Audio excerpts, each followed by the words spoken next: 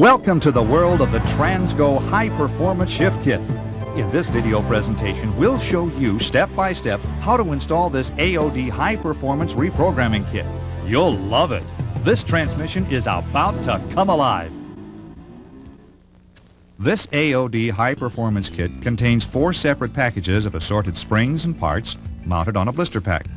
Please don't open any small packs at this time. You'll find written instructions, upper and lower valve body gaskets, and a pan gasket. Please refer to the written instructions as you go through the tape. These are the tools required to do the installation: a jack, jack stands, drain pan, funnel, speed handle, 8 and 10 millimeter sockets, center punch, 1/4-inch punch, small screwdriver, ice pick or scribe, medium screwdriver, small hammer, true arc pliers, regular pliers, external pliers, shop rags, drill, transmission fluid, cleaning solvent, and filter. See page 6 of the instruction sheet. You may need a 1/4-inch steel check ball and a hard piece of metal as shown. Let's road test the vehicle to see if the transmission is in good working condition. Does it have all 4 forward gears and reverse? Start with some light throttle upshifts and feel for the 1-2, the 2-3, and the 3-4 shift. This will tell us if the valve body is working normally. Then try some upshifts at 3/4 throttle to see if the clutches and band are in normal condition. Okay, let's get started. Raise the hood and remove the dipstick. Jack the vehicle up and support it with sturdy jack stands. Does your transmission look like this? If not, you're working on the wrong transmission. Place the drain pan under the transmission. With a 10 millimeter socket and a speed wrench, loosen all the oil pan bolts except for one toward the rear. Pry the pan loose with a screwdriver, remove all the other bolts, then loosen the last bolt slowly while allowing the fluid to dump over the edge of the oil pan into your drain container. Holding the pan up, remove the last bolt, take down the pan. Notice that there aren't any metal filings which would indicate a problem. There is some deposit, which is normal. Set the pan aside. Using the 8 millimeter socket, remove the 3 oil filter bolts. If your transmission oil is still hot, protect your hands with a rag. Have the drain pan in position for the fluid that will run out of the filter and valve body. Place the bolts and filter in the pan. The valve body is held in place with 24 bolts. With an 8 millimeter socket, remove all the bolts except one at the rear and loosen that one 1/2 turn. Remove the rear bolt slowly while oil dumps into the drain pan. Lay the valve body in the oil pan. The converter will continue to drain, so be sure that your drain pan will hold at least 10 plus quarts of oil. Take the valve body to your workbench.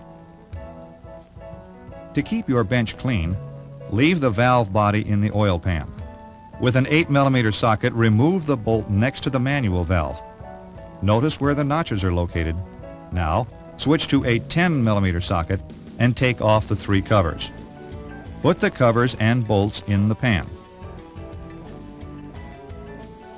Lift the separator plate off the valve body, remove the gaskets from the separator plate, and set the plate aside. Notice there are several check balls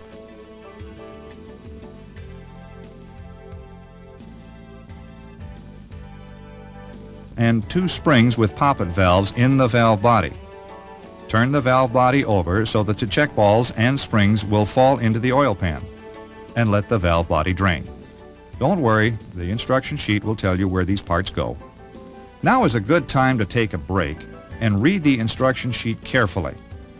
Let's get real familiar with the kit instructions before we continue. When you're ready, let's start at page 2, step A. Turn off the tape now if you want to stop. Okay, let's continue with page 2, step A. The first job is to install the transfer tube. Remove from pack 1 the transfer tube, the cotton swab, and the 1/8-inch drill bit. Leave the manual valve for now. The transfer tube will be in this position when installed. Step A shows us to drill a 1/8-inch hole straight down through this passage. Let's just identify this area on the valve body. It's this channel right here. Mark the spot to drill with a small center punch. Prepare the area by rinsing with a solvent. Now, turn the can over to blow dry, like this. Break the cotton swab in half and push the cotton end into this corner of the passage. This will stop drilling chips from entering the boost valve area.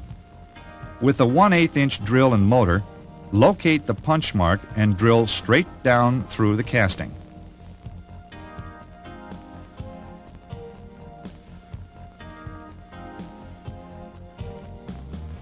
Flush the area with the spray solvent and blow dry.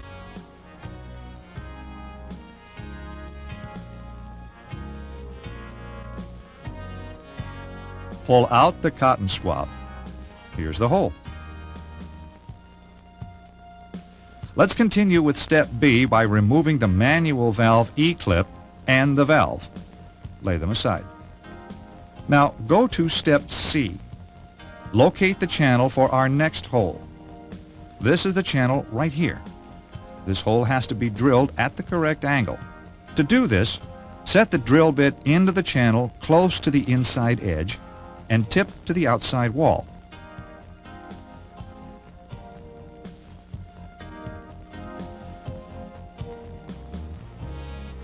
Notice the angle of view on the end. It should look like this. Drill through the casting carefully. Drill only as much as required to get through. This will ensure we do not oversize the hole. Using the solvent spray, flush the area of drilling chips.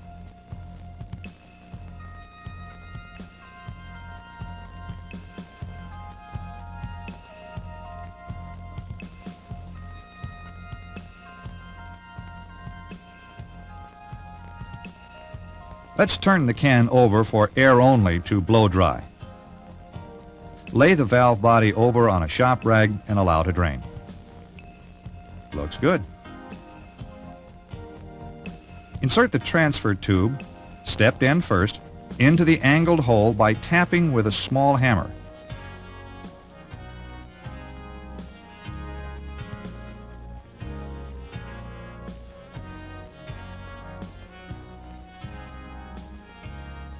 Then the other end.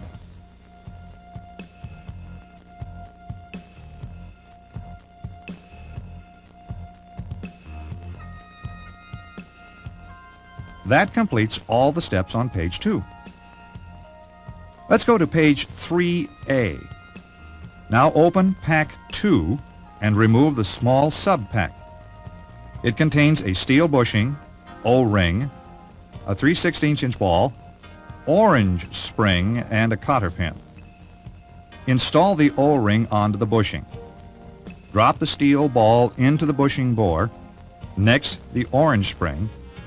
Now use a small flat blade screwdriver to compress the spring down far enough to install the cotter pin through the holes.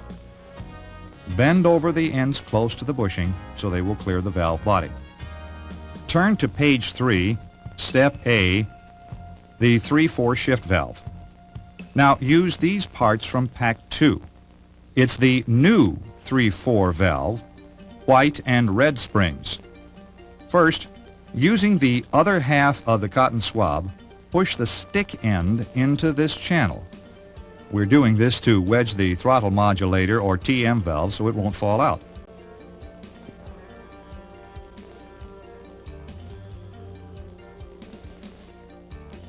Use a small screwdriver and, with your thumb against the end plug, remove the retainer and set it aside. The end plug may require some pushing in and out before it comes out.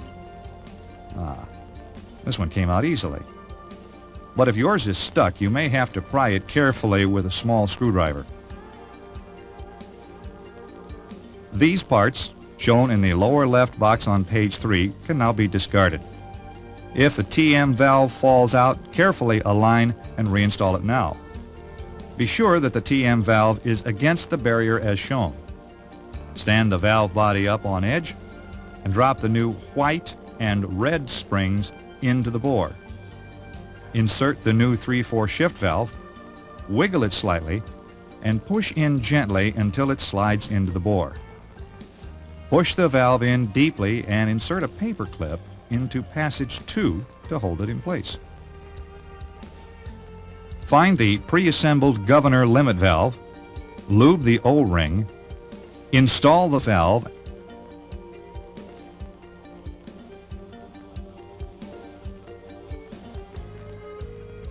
and install the retainer.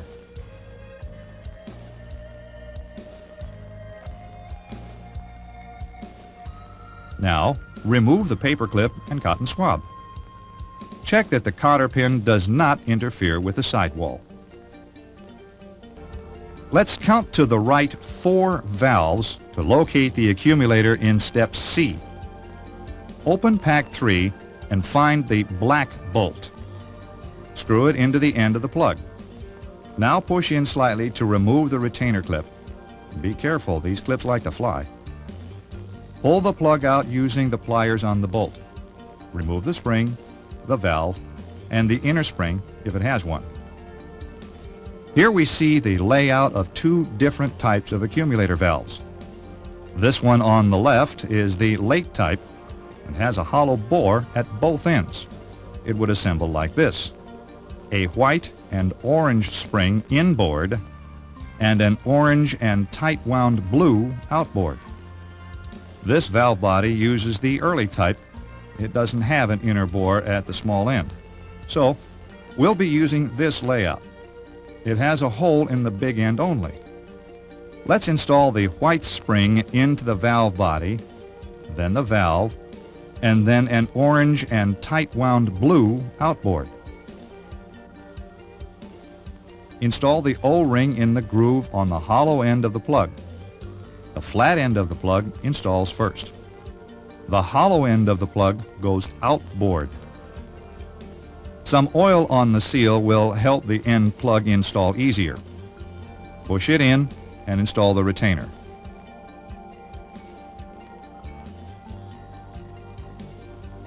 Look here. The new plug goes in a little further than the old one. In step D, we will replace the capacity valve and spring with our new valve and green spring. Screw the black bolt into the end plug. Remove the retaining clip and using the pliers, pull out the plug. Remove the valve and spring. Install the new valve and spring into the bore, spring end first. Now install the plug and retainer clip and remove the screw. Let's go to page 4 and continue. Push the boost bushing in slightly and remove the retainer. Gently work the plug in and out until it comes out.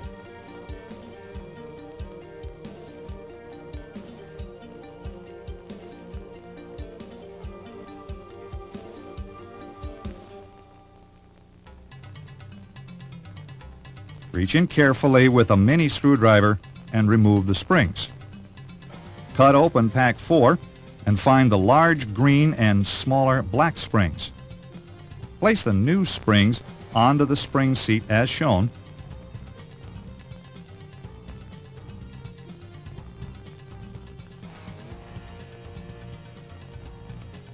And into the bore.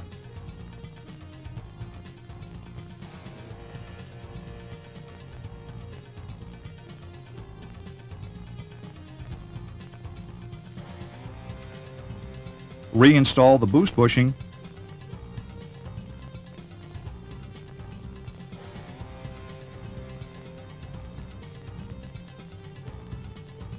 and retainer. Let's go to step B. This change is to obtain a higher speed shift back into first. Notice there are 2 valves and 2 springs. You will be reusing the outboard spring, so be sure to catch it when it pops out.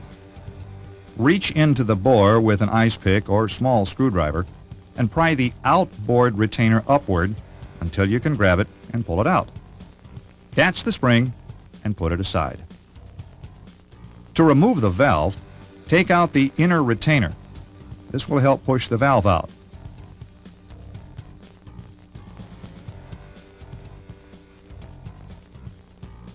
Now remove the inboard spring.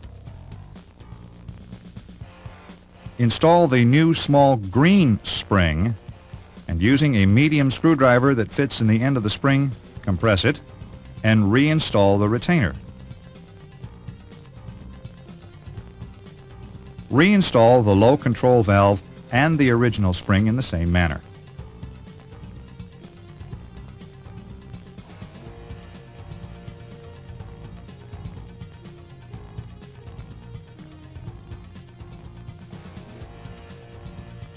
Now we can go to step C. Let's insert the new manual valve into the valve body and install the E-clip. Okay, in step D, we want to plug this channel right here. Here we see a white and black grommet, pin, and steel wedge that we will use to do the job. Try each grommet to see which one fits snug. In our case, it's the white one. In yours, the black one may fit better. Push the grommet in with the small hole facing up.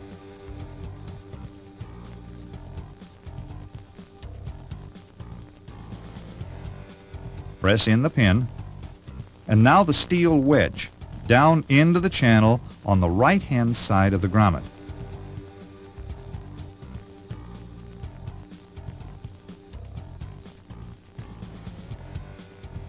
This is what yours should look like.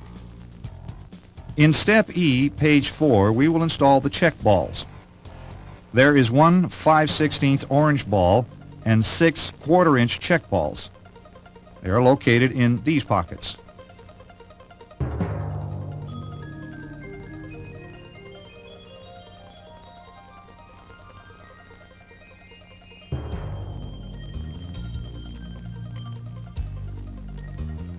Some valve bodies may have a cup orifice and spring like this. If it does, it will go into this pocket. Spring first, then the cup. The pocket in the lower left corner of the valve body does not get a check ball. There are 2 bypass valves on the left side of the valve body. Install the springs and valves as shown. On some models, the lower valve has a long stem.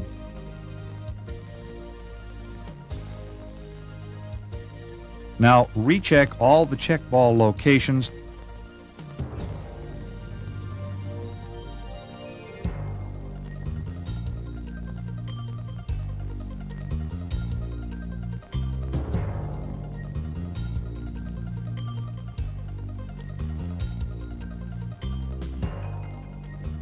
and set the valve body aside.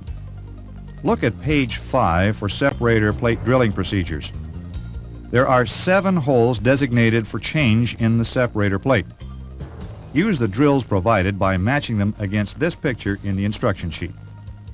Hole A and hole K will be drilled with the same size drill bit. Locate the 063 drill from pack 4. Mount it in the drill and drill holes A and K. Notice this model has no hole A. Let's just drill K. Holes B and E will be drilled with an 055 bit. Locate the 055 drill bit from pack 4. Drill locations B and E. Hole C will be drilled with the 042 drill bit. This may be too small for your drill. We had trouble with ours. So we wrap the shank with some Scotch tape to build it up, like this.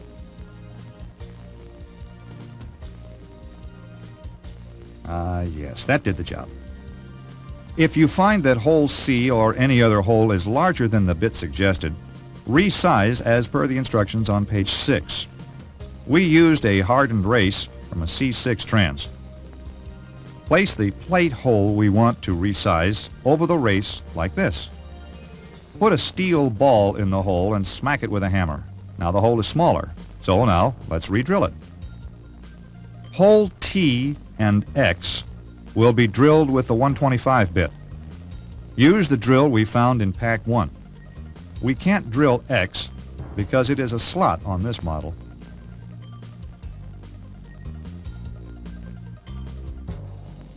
Deburr the holes and clean the plate. That completes our hole drilling procedure. After the drilling has been completed, lay this gasket on the valve body and position the separator plate. Using 2 long valve body bolts as alignment dowels. Now, locate and position the 3 plates on the separator plate.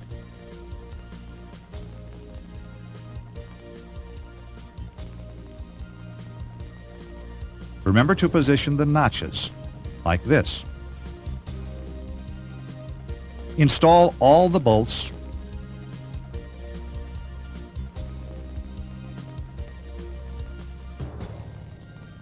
and tighten. Don't forget the 8mm bolt next to the manual valve. Oil the separator plate. Now, let's put the last gasket on. Notice how it fits over the plates. Let's clean the pan and the bolts. Now put all the bolts and the valve body back into the pan. Also, put the orifice and the 3rd accumulator seal, tapered yellow and large blue springs into the pan at this time. They're in pack 4. Don't forget the filter gasket, and pan gasket. Let's take these parts to the car. Turn to page 6. Locate the hole in the case that we want to install the orifice into. It's right here. Start the orifice into the hole, tapered end first. Tap it in with a punch and a small hammer. That looks good. Let's go to the 3rd accumulator piston, located here. Remove the snap ring, cover, spring, and piston.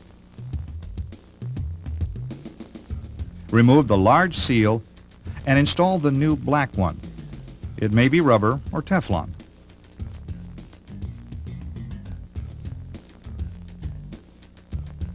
Now, lay the blue and yellow springs, taper down, on the piston like this, and push it up into the case.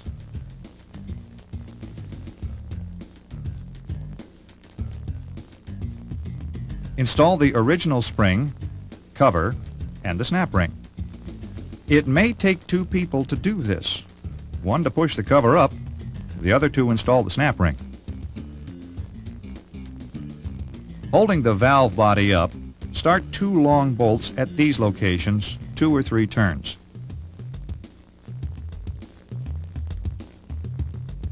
As we push the valve body up into position, index the manual valve with the shift arm lever.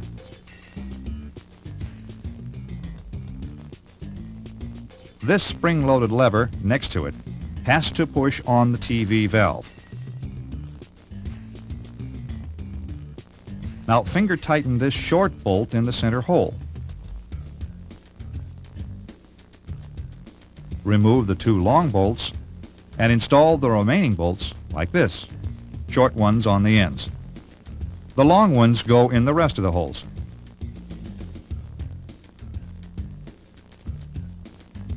When you tighten this bolt, make sure the roller lines up with the notches on the shift arm. Tighten all the bolts evenly.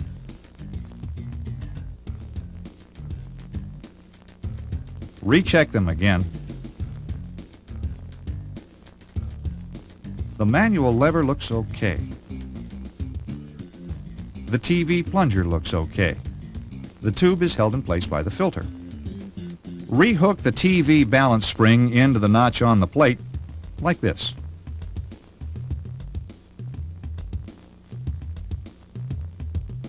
Check your new filter. It must have a rubber seal and a square gasket. The square gasket is furnished in pack 4. Get the 3 short filter bolts and install the filter.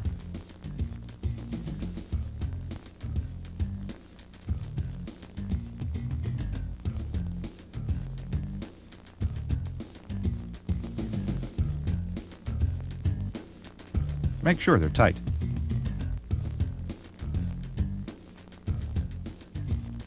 Using 2 bolts to align the gasket, start the threads. Install the rest of the bolts.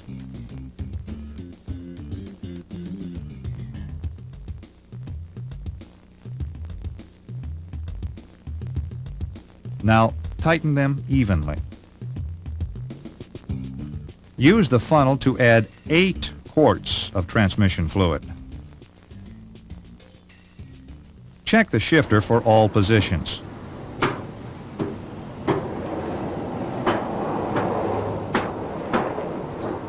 Start the engine in park and wait 15 seconds for the oil to circulate. Now, select reverse, neutral, overdrive, 3, and finally 1. Be sure to hold the brake and go back to park. Add another 2 quarts of fluid and recheck the level. Look, we're just below the full mark. That's just right. When it warms up, it will be full. Let's get the car back on the ground and go for a road test. First, make a series of light throttle upshifts, checking that we have all 4 gears. Now make some 3/4 throttle shifts. Notice the difference in feel from the first test? Try manually holding first, second, and third gears.